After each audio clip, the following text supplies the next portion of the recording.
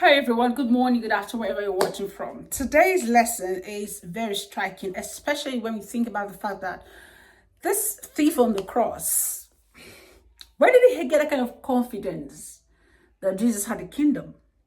Yeah, I definitely think that he's been around when Jesus is preaching around the city. I mean, because the other criminal first said to Jesus, oh, well, I thought you're the Messiah. Why don't you save yourself and save us? So that means they were quite aware of the whole teaching about the kingdom and who Jesus was and every other thing he had to offer.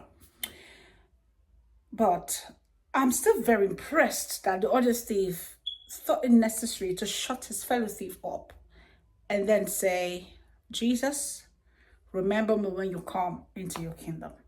That kind of faith is out of this roof. Why? Because there was nothing to show that Jesus had the kingdom. It was all words. It was all about the things he has said. It was just mouth. Jesus didn't have anything on earth that made it look like he had a kingdom somewhere. I mean, if you had a kingdom, you should kind of have some kind of supply, right? You should live the big boy life, have the cars, have the houses, have the fame. Jesus had the fame anyway.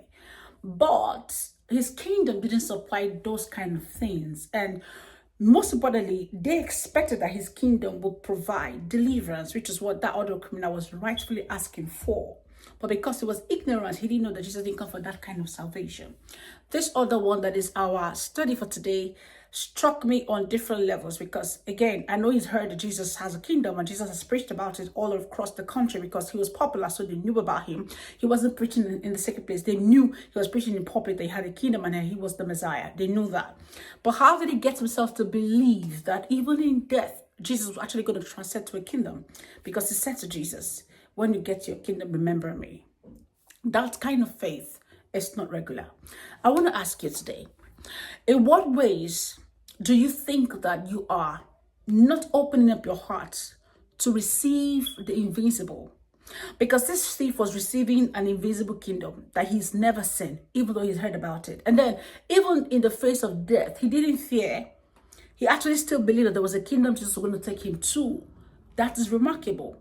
What are the invisible things that God is giving to you, handing over to you, that you are not yet opening up yourself enough to receive because you haven't seen physical backup or physical needs to believe the promises of God? I want you to do a check in yourself, check your heart again and ask yourself, are there things that God is promising that are invisible that I'm finding it hard to grasp? When you have no proof, faith is trusting when there's no proof. Evidence not yet seen. That's what that was why this guy had to just come to our study today, because his own level of trusting with that evidence is out of this world. It's out of this world. So what are you believing God to do for you this year or any other time in your life that you don't have any evidence? You don't have any proof that it can even happen. In fact, the God you're even praying to probably doesn't look like he can do it. You know, there are the kind of circumstances that like, oh, he's going to do it. Can he do it? Okay, I know that the Bible says he can do all things, but can he really, really do this thing for me? Because you know that considering all the facts in front of you, it's like it's impossible. But I just wanted to remind you today, you serve a God who delights in doing the impossible. He delights in doing the possible. That's one part. And then he delights in doing the impossible for you. He delights in doing the impossible for you. Can't you see Jesus? He gave that guy a straight answer today, not next year. You're going to obey with me in power. Because Jesus knew, okay, I'm transcending from death into my kingdom, and I'm definitely going with you. There is nothing too big for the Lord, even if you don't see the proof. Believe. That's what faith is about. God rewards that kind of faith. I'll see you tomorrow.